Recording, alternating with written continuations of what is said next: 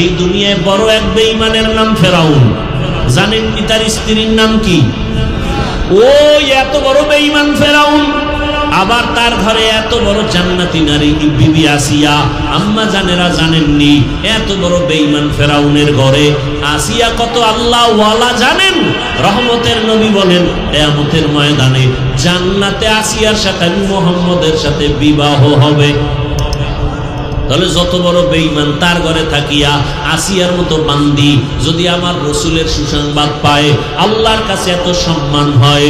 আসিয়ার নামে কোরআনে আয়াত আছে, আসিয়া আল্লাহর কাছে চাইছে জান্নাতে তোমার পাশে একটা ঘর বানাও। আল্লাহ ঘর বানায় সাথে সাথে আসিয়াকে দেখাই দিয়েছেন মরার আগে আগে। আসিয়া দেখ তাকাইয়া ওই জান্নাত দেখা যায়, আর সে আজিমে জান্নাতে মালিকের পাশে তোর জন্য ঘর বানানো। কোরআনের আয়াত। এরে আম্মা জানেরা, আপনার স্বামী তো ফেরাউনের মতো খারাপ না। আপনার স্বামী যতই খারাপ হোক না কেন, আপনি যদি নামাজ পড়েন আপনার স্বামী তো বাধা দেয় না। আপনি যদি পর্দা করে চলেন আপনার স্বামী তো আরো খুশি, বাধা দেয় না। আপনি যদি কোরআন তেলাওয়াত করেন, সন্তানটাকে কোরআন পড়নেওয়ালা বানায় দেন, আপনার স্বামী তো বাধা দিবে না। আপনি স্বামীর মাল কেন না জানাইয়া নষ্ট করিয়া গুনার পথে দৌড়াইতেছেন? আপনি কি জানেন না স্বামী যদি মরিয়া যায় সম্পদ কিন্তু আপনার হয়ে যাবে? অতএব আপনি কেন স্বামীর সম্পদ নষ্ট করেন? ওরে স্বামী কিন্তু নিজের জন্য কিছুই করে না। বিদেশ যাইও খানা নাই, ঘুম নাই, মায়ের চেহারা দেখে না, বিবি দেখে না, সন্তান দেখে না। আমার প্রবাসের ভাইরা কত কষ্ট করে শুনে আসলাম।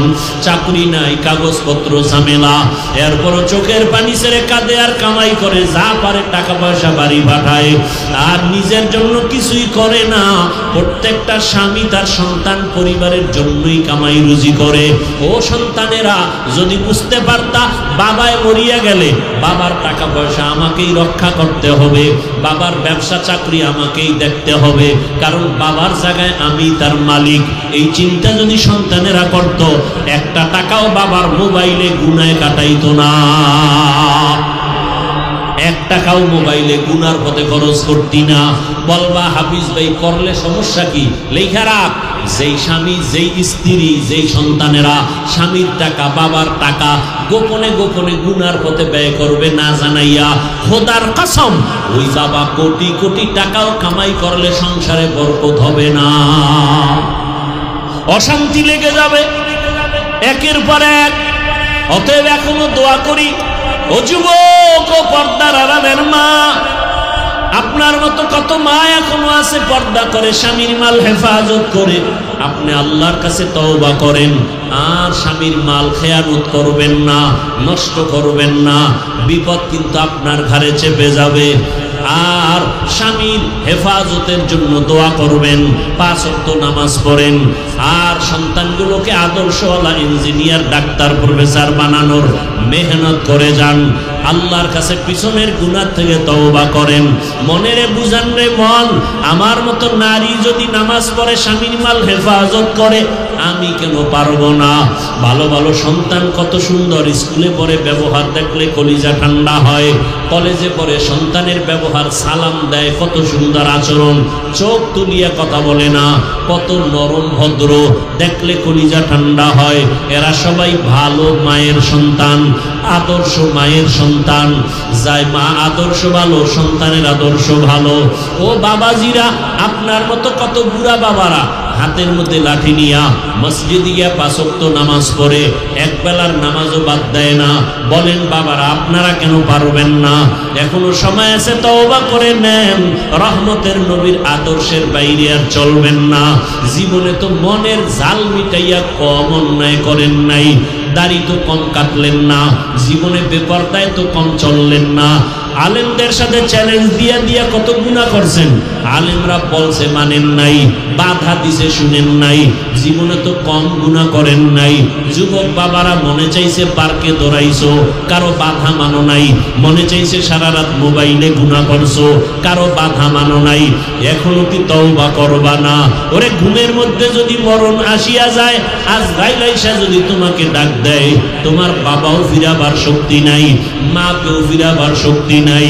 তোমার মতো কত যুবক চোখের পানি ধরে। তোমরা ফেসবুক চালাও, মিডিয়ার জগতে আসো, দেখো না বিদেশ থেকে আসছে কয়েকদিন আগের খবর, আমি মক্কায় হয়ে দেখলাম। ওই যে বাড়ি যায় স্ত্রী সহ পানিতে বইরা সব মারা গেছে। কি কয়েকদিন আগের ঘটনা। বিদেশ থেকে কত কিছু নিয়ে আসলো, কিন্তু রাস্তার মাঝে গিয়া নোয়াখালী বাড়ি, স্ত্রী চলে গেল, সন্তান চলে গেল, একা একা হাউমাউ করে কাঁদে আমার বিদেশ, জীবনটা কাটাইলাম একা একা। আজকে বাড়িতে আসলাম কত মুখ ভরা আশা নিয়া, আমার সন্তানও চলে গেল, স্ত্রী চলে গেল, গাড়ির নিচে কত সন্তান, পানির মধ্যে কত সন্তানের লাশ, ঘরের মধ্যে কত ঘুমের বিছানায় মরা লাশ। ও যুবক, তুমি আজকে সুস্থ, কালকে তুমি সুস্থ থাকবা তার কোনো গ্যারান্টি নাই। অতএব আমি বিনয়ের সাথে বলবো, স্কুলে পড়ো, কলেজে পড়ো, চাকরি করো, ব্যবসা করো, আজকে থেকে তওবা করো, আর নামাজ ছাড়বা না। আমার মাওলায় 5 বেলা ডাকে, আয় আয়, ওরে আমার দরবারে এসেছে দাদা, ওরে আমার দরওয়াজা ছাড়িয়ে তুই যেদিকেই যাবি ওদিকেই আগুন। দুনিয়ার সূর্যের গরম সহ্য করতে পারো না, জাহান্নামের আগুন কেমনে সহ্য করবারে বাবা। এখনো সময় আছে, তওবা করে নাও, আর নামাজ ছাড়িও না, বেপরদায় চলিও না। মনে মনে আমার আল্লাহকে ডাকো আর বলো, হে মালিক, আমার মতো গুনাহগার এই দুনিয়াতে কেউ নাই। গুনার কারণে আমার হাত না পাক, আমার চোখ না পাক, আমার জিহ্বা না পাক, আমার অন্তর না পাক। আজকে আমি তওবা করতে চাই। জীবনে আর মোবাইলে গুনাহ দেখব না, মোবাইলে হাত গুনায় কাজ করব না, দিল দিয়া গুনার কল্পনাও করব না। আয় আল্লাহ, তুমি মাফ করে দাও, আর কোনোদিন নামাজ ছাড়ব না। জীবনে কত আড্ডা দিলাম, মেয়েদের নিয়ে পার্কে আর যাব না। আজকে থেকে তোমার হুকুম মানিয়ে চলবো, মা বাবার দোয়া নিয়ে চলবো, উলামায়ে কেরামের পরামর্শ নিয়ে নবীর আদর্শ মেনে চলবো, শিক্ষকের দোয়া নিয়ে চলবো। অন্তর যদি তৈরি হয়, কারো অন্তরে মুনাফিকি না থাকে, তওবার নিয়ত থাকে, খাঁটি তওবার নিয়ত যাদের আছে, দুটো হাত আমার আল্লাহকে দেখাইয়া দাও। আলহামদুলিল্লাহ, আলহামদুলিল্লাহ। আল্লাহ রাব্বুল আলামিনের দরবারে লাখ কোটি শুকরিয়া। হযরত মাওলানা হাফিজুর রহমান সিদ্দিকী কুয়াকাটা হুজুরের কণ্ঠে, সুরলিত কণ্ঠে কত সুন্দর বয়ান আমরা শুনতে পাইলাম। আজকের এই ছোট্ট ক্লিপের মাধ্যমে ক্রিয়েটিভ কমন ভিডিওর ওয়াজের যে ক্লিপটা আপনাদের মাঝে উপস্থাপন করলাম, আমরা জানতে পারলাম মা বোনদের জীবন কিভাবে গঠন করতে হবে।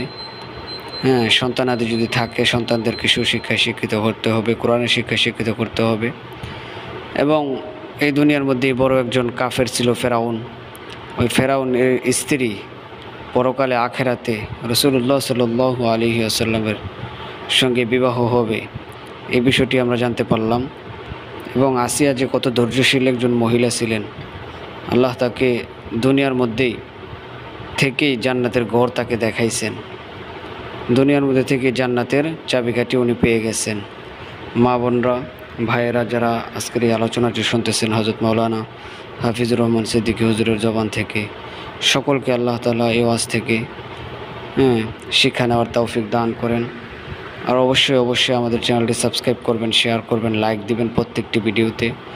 আমরা আপনাদের মাঝে বিজ্ঞ আলেমদের ওয়াজের বিশেষ অংশগুলো আপনাদের মাঝে দিয়ে থাকি। সর্বোপরি সকলে 5 ওয়াক্ত নামাজগুলো আদায় করবেন, আল্লাহর হুকুম পালন করবেন, নিজের জীবনকে রাসূলের আদর্শ মতো গঠন করার চেষ্টা করবেন। আসসালামু আলাইকুম ওয়া রাহমাতুল্লাহ।